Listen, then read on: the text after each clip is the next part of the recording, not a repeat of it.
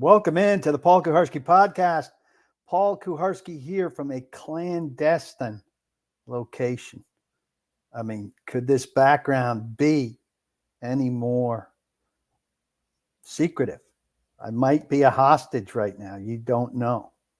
No art on the walls. For me to get into a situation where you could see the art in this room, where is it? I don't even, might be over here.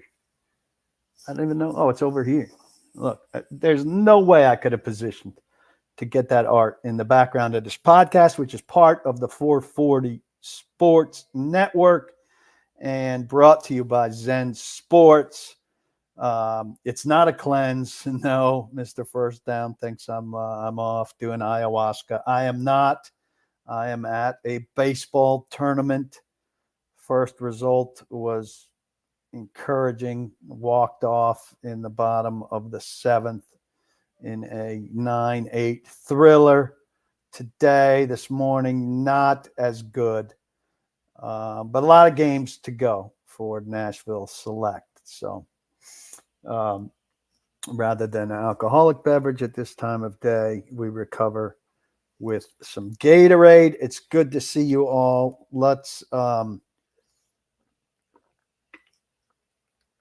retweet. Let's share the word. Let's have a good conversation. And let's get on to business about the weekend. Jamal Adams is a Titan. He's not anybody's first choice for safety. I don't think. I would have preferred Simmons from Denver. More coverage skills, even at a more advanced age. Condre Diggs, a Seattle teammate of Mr. Adams. Look, Jamal Adams has missed, by my calculations, 29 of his last 39 possible NFL regular season games. How many guys on the Titans do we say, if healthy, about? Here's another one. Great locker room guy, veteran presence, energy, smarts, swagger, all of those things. Is he going to play? And can he help them in coverage? Two massive questions. He's not a great cover guy by any means. He's more of an in-the-box safety. A lot of people are talking about him as a linebacker. I could see him as a nickel linebacker. Look, it addresses the depth at safety, which was the biggest depth question on the roster. I like the idea of having him in the locker room. I don't think you can count on him to play for sure. Last 3 years, thigh, shoulder, knee problems.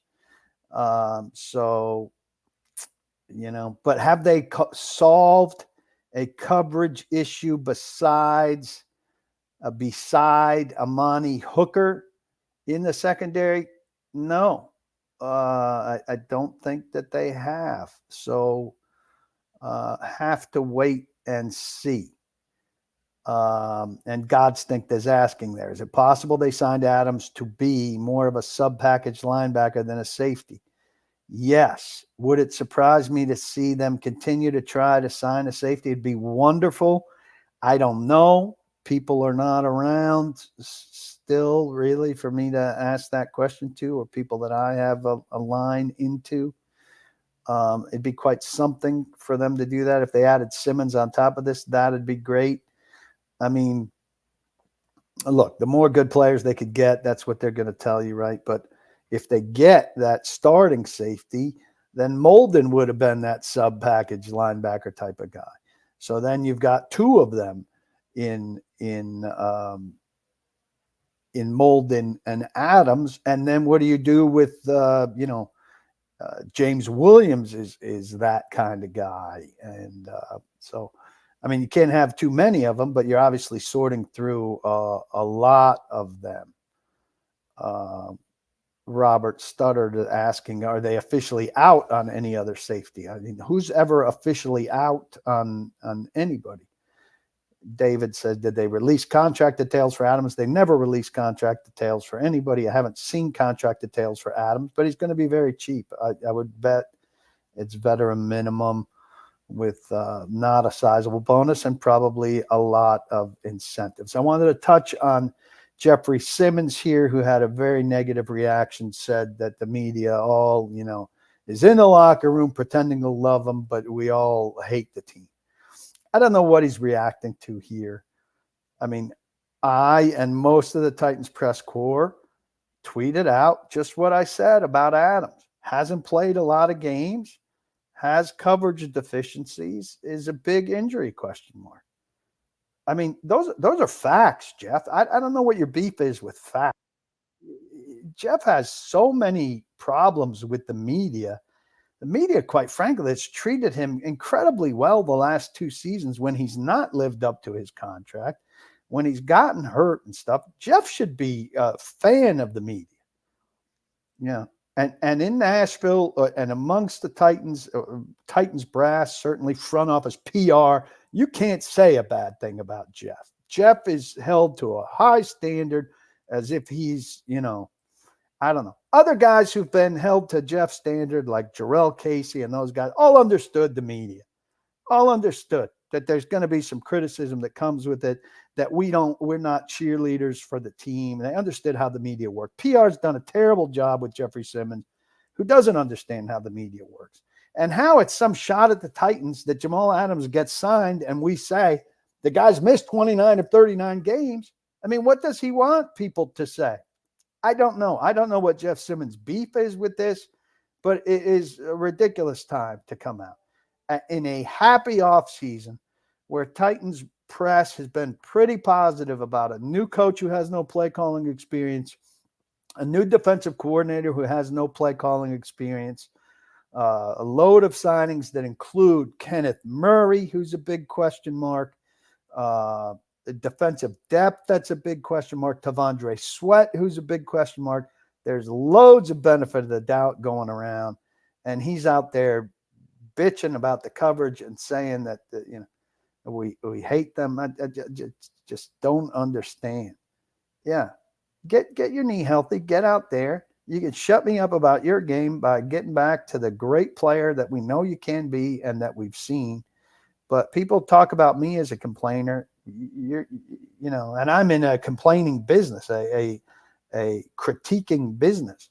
I just don't understand what your beef is and what you're accomplishing with it. And yeah. Well, here, MB says, it's hard to judge Jeff's comments unless you know specifically what he's commenting about. Well, why put out a comment that nobody can understand? He's doing a little bit of what he's complaining about. Some hypocrisy there. Jeff Simmons is I'm not saying it, but here's Sabine saying Big Jeff is unfortunately soft.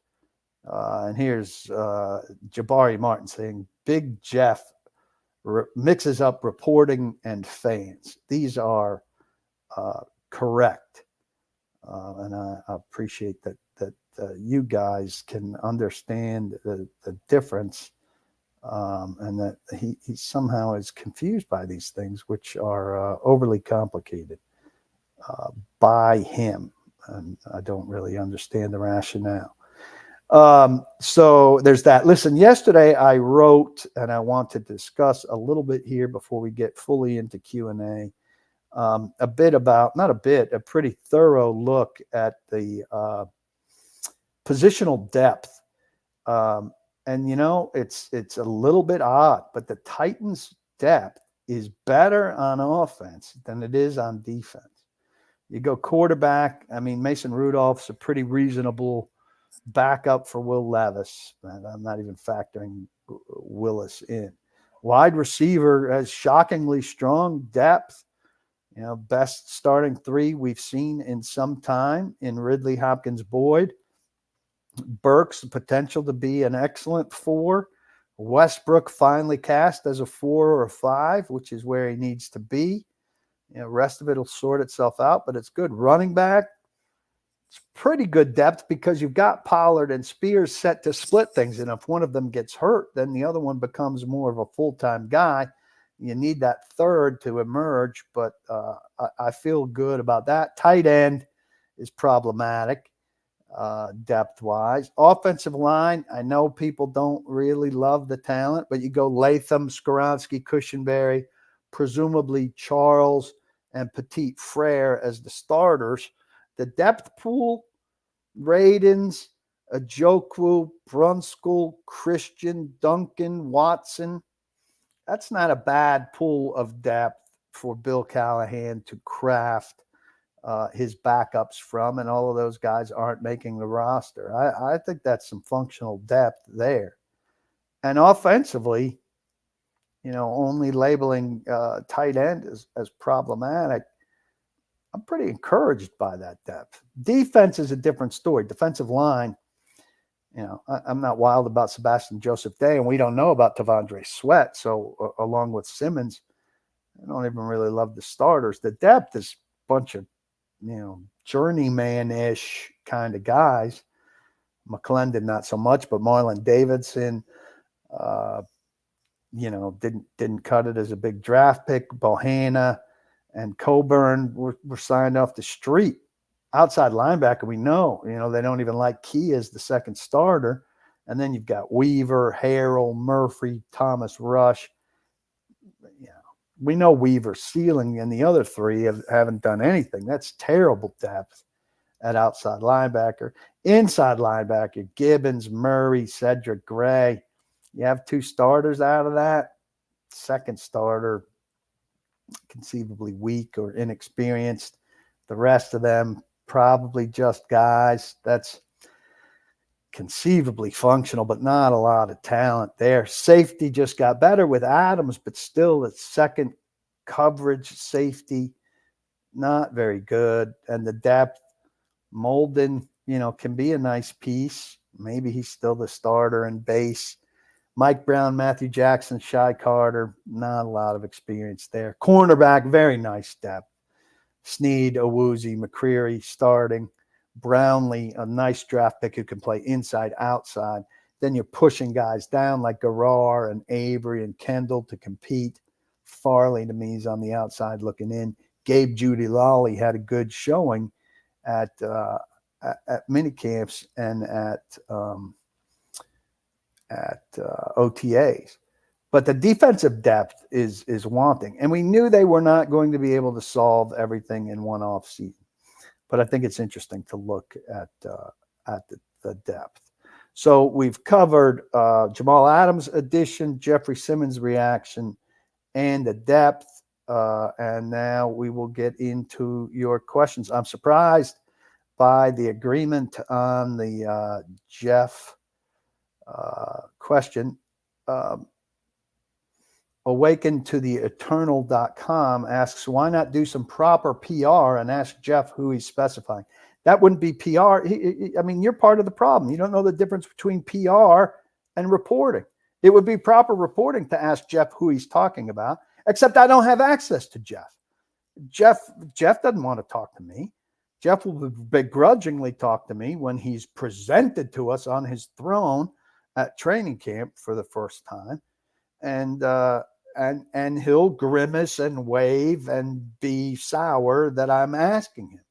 And he'll say, I said, I'm not going to talk about, I would bet he's going to say, I'm not going to talk about what I said on Twitter. And a good degree of fans who are not on here are going to say, this is a media issue. Nobody cares about a media issue, et cetera, et cetera. But also, Jeff has the floor right now. Jeff is talking on Twitter. We could ask him all we want for clarification, but it's for him to clarify. He's not going to answer my tweet. Trust me. You guys can all ask him. Awaken, you've got a Twitter account. You asking him is the same as me asking him as far as he's concerned.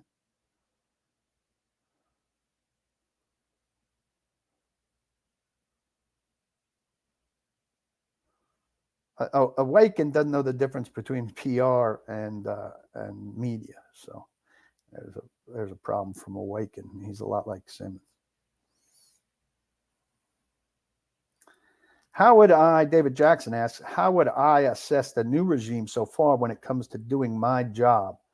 Openness, willing to answer questions, availability, and et cetera. Well, look, Brian Callahan's been excellent. He's a very candid guy.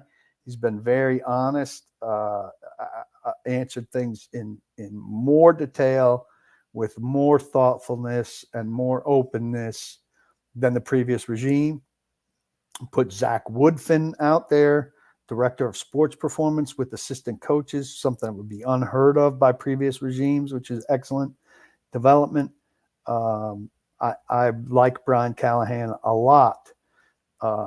Chad Brinker willingly met with me at the owners' meetings. I hope that's a sign of more to come in terms of relationship I'm allowed to build with him. Rand Carthon a little better. I got him at the owners' meetings. He made an appearance before a press conference introducing maybe Snead or someone, but not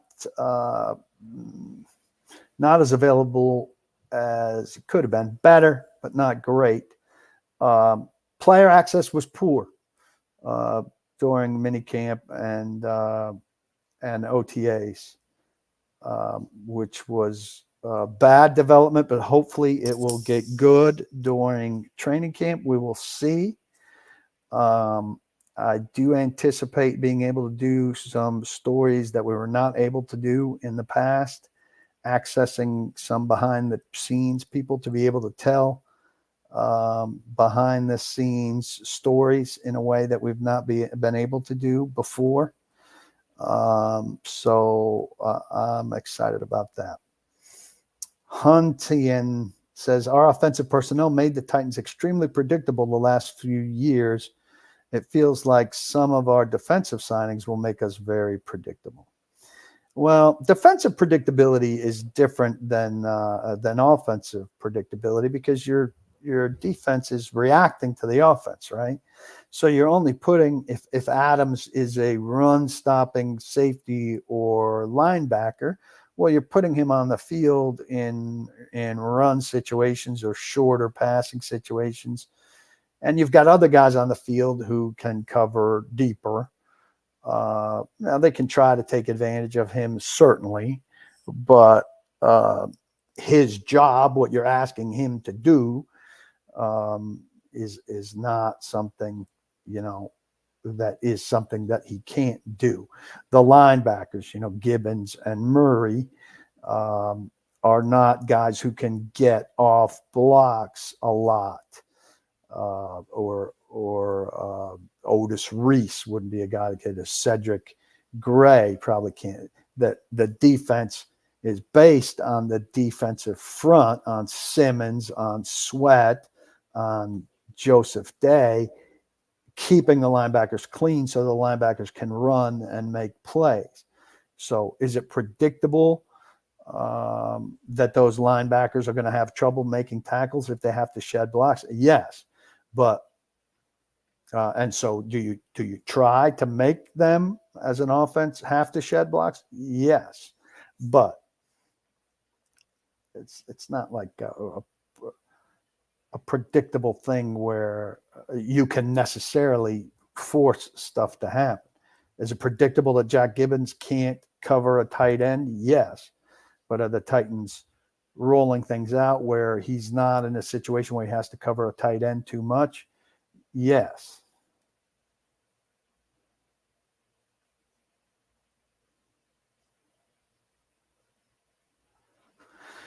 Awaken continues. How is player access with this regime compared to the former? The former regime at minicamp and OTAs, you could approach any player you wanted walking off the field to speak with him.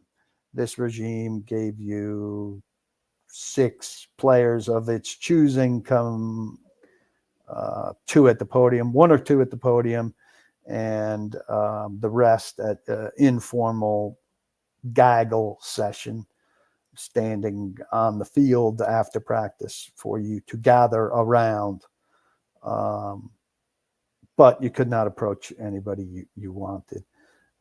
Callahan said, it's about him building trust in people and guys getting to know what the team expected of them.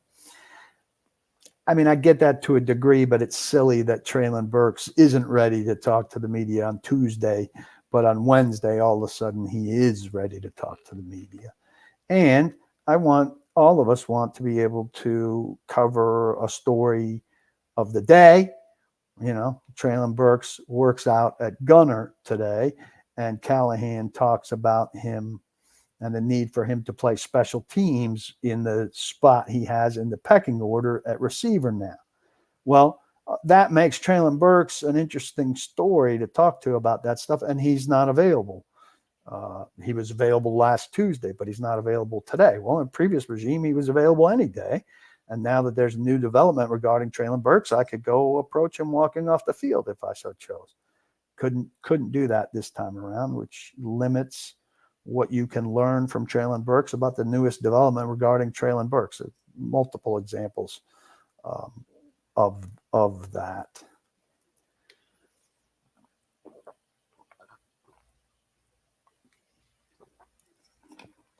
Jack says, maybe I'm in the Titans bubble, but do other teams sign as many old, busted, injury-prone guys as the Titans do? Give me that list, Jack. Who are the old, injury-prone guys that the Titans have signed beyond Jamal Adams? You make it sound like it's a long list. I need to be reminded of the length of the list. Barton Henley, my man. Barton did the Beautiful Mind illustration of Brian Callahan earlier this week, which was just excellent. I thank him very much. From a roster standpoint, could you give us a couple future best case scenarios for the Titans coming out of training camp? Well, coming out of training camp, I mean, you'd like Cedric Gray to be the starting inside linebacker next to Kenneth Murray. That would be good for the roster, short and long term. Though long term, you would expect him to be the guy there. You would like guys like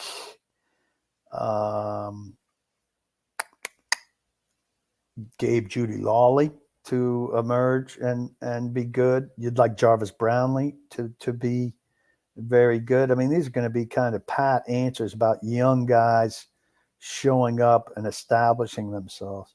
You'd like them to tap into an area of Arden Key where he could be a better, more consistent run player. Rashad Weaver, a better, more consistent run player.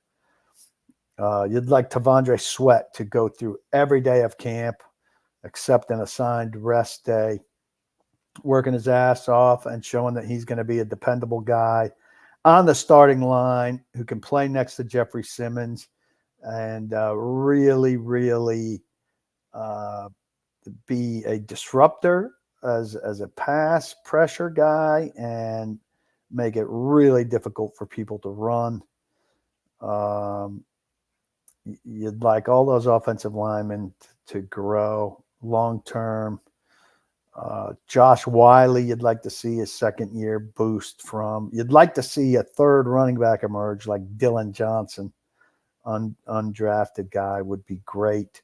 You'd like to see no hamstrings from the wide receiver group. Colton Dowell, obviously going to be on PUP, coming back from his ACL. We're not going to see him for a while. But Ridley, Hopkins, Boyd, Burks, NWI, Jackson, Phillips, Kieris Jackson. First one was Jaquan Jackson. Good health throughout. Levis, definitely good health throughout. I think Jaquan Jackson being a player would be very big for the Titans. Traylon Burks emerging as a legitimate player would really help the Titans conceivably move on from DeAndre Hopkins in a year. Those things would all be big. That was probably too broad of an answer, but there you go. Inside linebacker, I mean, I think for starters, Jeremy Whitson is asking. I mean, I think Gray and Gibbons are competing for the one spot, and Kenneth Murray's locked in as the starting guy.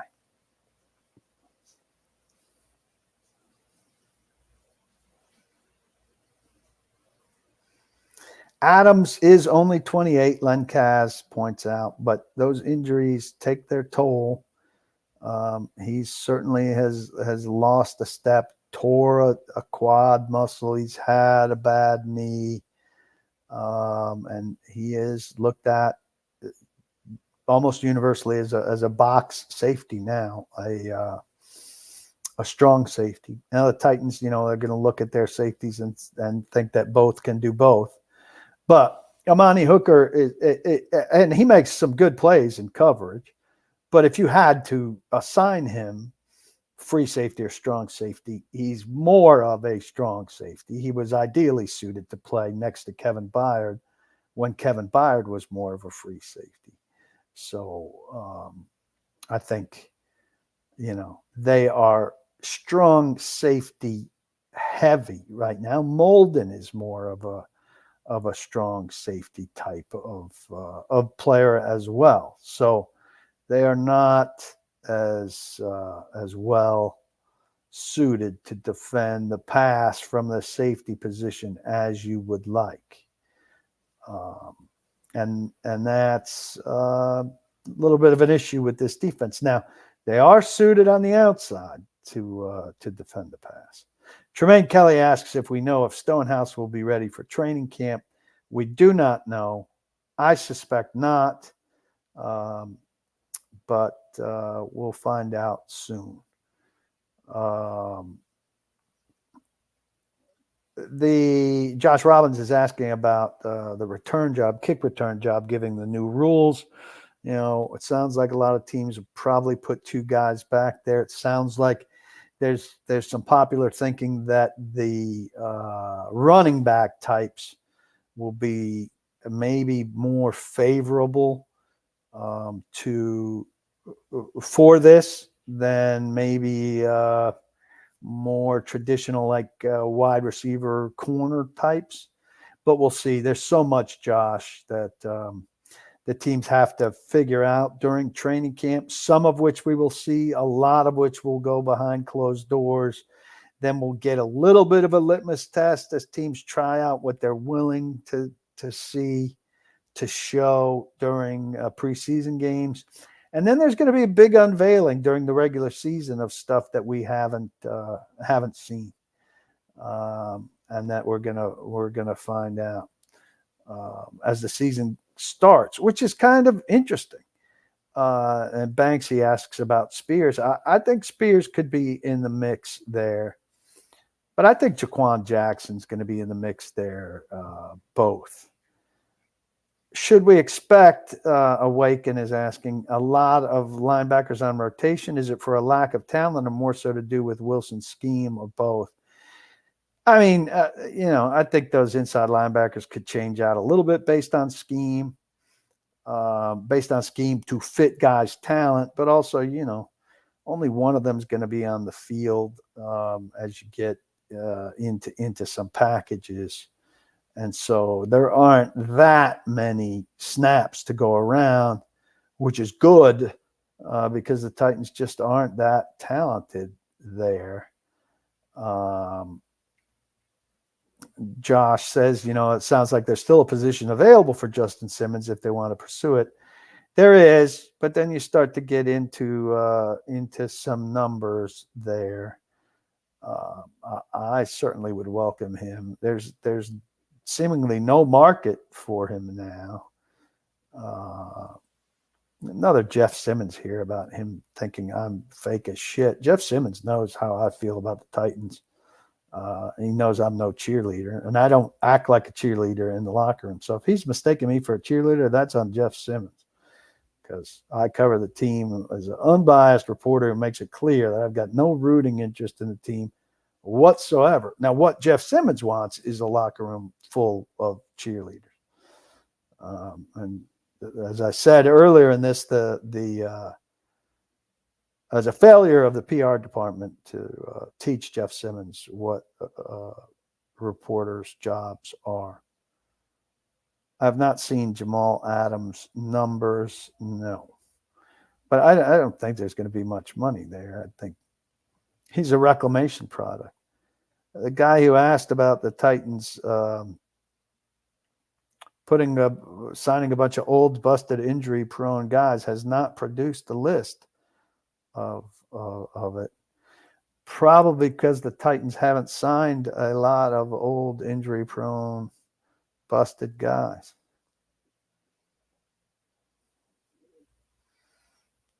Alan Clark says, do I feel like the Jamal Adams ad will be an impactful like Bud Dupree or more of a bust like Randy Moss?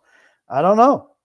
I mean, I think if he plays, he'll have some impact, but he's not a completely well-rounded player.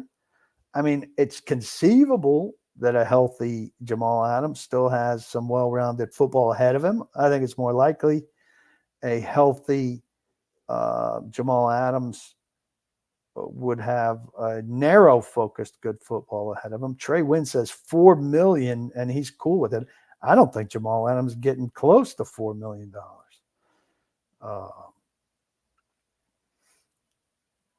Jeremy Whitson says, do I think if Levis struggles, Mason Rudolph could play better with the receivers the Titans have now compared to what he had in Pittsburgh? Conceivably, but they're not going to Mason Rudolph in any time frame. I mean, Levis struggling. Levis would have to completely bomb out, and it would be, sorry for the bobbling screen there, and it would have to be 10 games into the season of Levis being absolutely awful for us to see Mason Rudolph. Bud Dupree was a bust. Bud Dupree was not a bust. Bud Dupree was expensive. Bud Dupree, when he was healthy and right, was a pretty good pass rusher for this team. They overpaid for him in their thing where John Robinson thought, injured guys were going to magically heal at a faster rate for the Titans than they healed, than they would heal anywhere else. But he was not a bust. Jadeveon Clowney was a bust. Vic Beasley, that's a bust.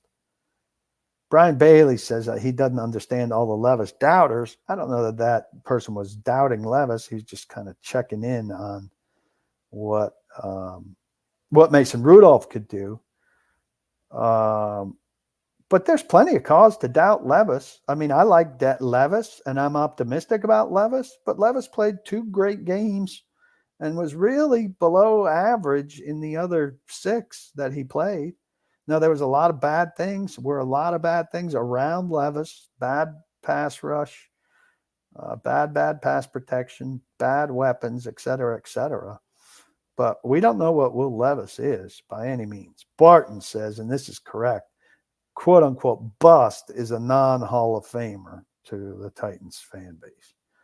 I mean, there are a lot of effective players on the Titans and around the league who make big money and are not superstars, but are efficient and contributing players. Look, I'm not a fan of NWI because I think too often he's ended up playing as a second or third wide receiver, and we know what his ceiling is there, and it's not high enough.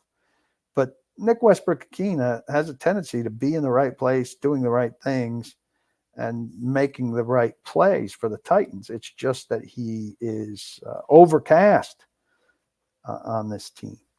But if Nick Westbrook-Ikhine was the 4th receiver in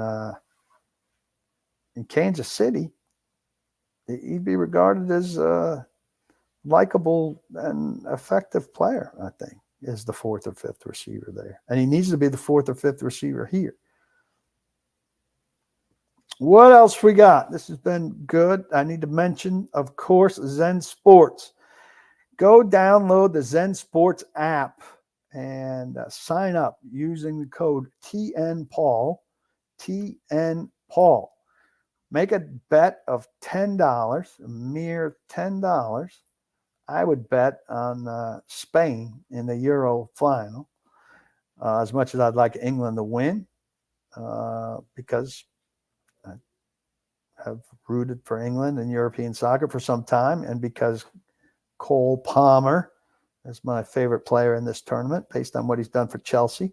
Make that $10 bet, and using that code TNPaul, and Zen Sports will sign you up for a free year of paulkuharsky.com. It's It's a nice value right there. And I don't know why you wouldn't have done that already. But if you haven't done it already, you should do it. Zen Sports has been very good to me. You should be very good to them. And I appreciate your paying attention to my sponsor of this fine podcast. Thank you for your consideration. Do I think NFL national media likes the Titans? Do I think players like Simmons might see the trickling down into local reporting? The NFL national media doesn't like or dislike anybody. I mean, do they like them this season? No, most of the national media doesn't have a strong feeling for the Titans. They have an unknown coach, an unknown defensive coordinator, and a quarterback who carries a lot of questions. So they're not particularly high on the Titans. Does it trickle down into local reporting? You think local reporters take their cues from national reporters? No. National reporters take their cues from local reporters. Listen, I covered the AFC South for 5 years, and covering 4 teams is a lot. So for Indianapolis, for Jacksonville, for Houston, I took my cues from the best reporters in those cities who were more entrenched with those teams than I was. And I guarantee you that's what they do. The ESPN people nationally, the athletic people nationally, the big national reporters are all reading the best local reporters. Those reporters are reading me on the Titans to get a feel for the pulse on the Titans. And this like and don't like them think they're going to be good is one thing. Like them or dislike them, like have a personal distaste for, nobody has a personal distaste. We don't give a shit. David Jackson, ESPN has us predicted to be drafting 4th next year. Is that just recency bias, or will we suck for 1 more year? I don't know. Look, the NFL is a league of unknowns and unpredictability. It's the best thing about the league is the unpredictability, these worst to firsts that we see every year. How hard it is to sit down right now and tell you who's going to be good and who's going to be bad. And so, I think it'd be hard for the Titans to be drafting 4th next year. I also think it'd be hard for them to win the division. I suspect, probably be in the 7-win, 8-win range. But there's a lot I need to see to figure things out about this team, and that's what stomach grumbling. That's what makes this season so intriguing. Do I think Hopkins is on the table for an extension with Rand before the season? I don't, and I don't think he should be. There's a lot to be determined about this season. Guys his age, despite the fact that he's not as speed reliant, run into a wall. They need to get younger at receiver, which means next year they're going to be drafting one, and I think high, which would mean, somebody's going to be out. So I think you got to wait until next year. TV show question. Which of these have I or could I watch? Shogun, The Bear, House of Dragons, The Boys. I've watched The Bear. I thought season 3 was a little weird, but enjoyable. Very interested in Shogun. Not at all interested in the House of the Dragon. Watched a little of The Boys at the beginning. Not my thing.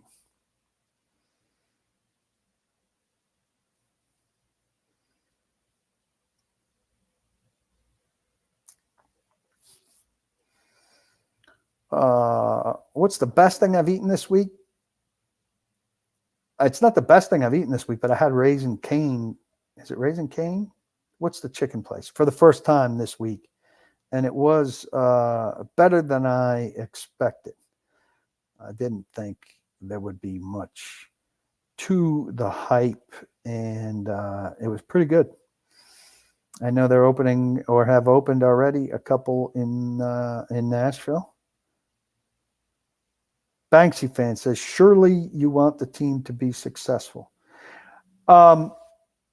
It's generally better if the team is successful, if people are happy, if there are stories to tell. But I'm not rooting for the team to be successful, and there are good stories to be told out of struggle sometimes. So it's fine with me if the team cycles through, 13 wins to 8 wins to 4 wins and back, which is really the history of this franchise anyway. But I do not root, and it's amazing to me how many people have trouble comprehending the fact that I don't. I root for good stories, and I root for people who I truly like. And this roster's had a lot of turnover, So I rooted for Samari Roll.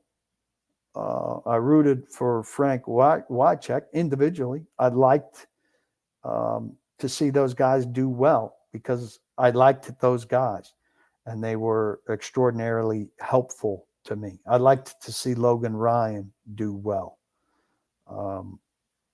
Right now on this roster, I don't know too many guys very well. And in this day and age, it's harder and harder to know guys on that level and to have that kind of feeling for guys that way. So that's part of what goes away in the business.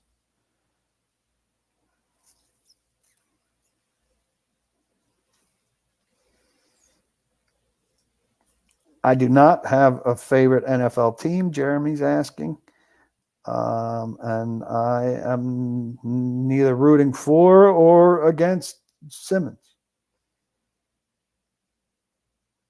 I'm rooting for Simmons to be better at understanding that the media not throwing a celebration for Jamal Adams is not anything that he should be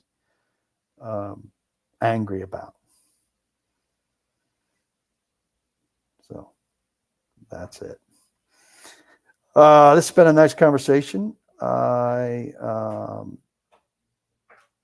Trey, the U.S. national team made headlines when it did reasonably well at the last World Cup and advanced out of the group, and then didn't show well against the Netherlands.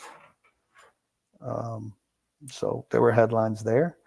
They made headlines when they rehired Berhalter, which was a mistake. They make headlines now for firing Berhalter. They will make headlines for replacing Berhalter. It's all fine. I did not root for Pac-Man Jones. There's an example of a guy I did not root for. He threatened to kill me, and I did not want him to do well. I wasn't in the press box cheering when he got a penalty. I had no interest in the guy. That's as far as that went. So we're in training camp, anticipation period. It's not far off now to the 24th. That's a tough countdown. From the 12th to the 24th, I hope it goes slowly. I hope Nashville Select wins some more baseball games in the next couple of days for a safe return to Nashville. Going to be doing some Robbie and Rex Road next week in the morning, obviously on the game, 6 to 9, starting on Tuesday. So you'll hear Joe and I laughing it up there, which I hope you'll enjoy. I thank you for coming by here. Whether you're watching on YouTube, watching on Twitter, listening on Apple, on Spotify, on iHeart, please like, subscribe, rate, review. Anything you can do on there has a great effect on the product and on paulkuharsky.com. And since you're here, I think you probably would like to do that. So I kindly ask that you do, and I appreciate it in advance, or I appreciate it right now as you're doing those things. I'd ask you, don't block the box, but be sure to lock your locks. Check out paulkuharsky.com. A lot of good stuff up there for you to read. Have a great weekend. Be well, and I'll see you again soon. Thanks for popping by. Take care.